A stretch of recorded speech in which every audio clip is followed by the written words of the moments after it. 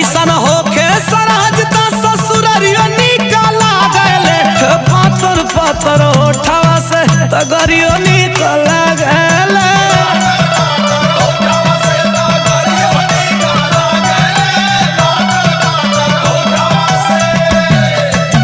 बाकी तू जीजा मोटाइला ना हो यही तोरे डेंगरे रह गला। हाँ तो जाने लू ना पातर मर्दा में बड़ा रस मिलेला।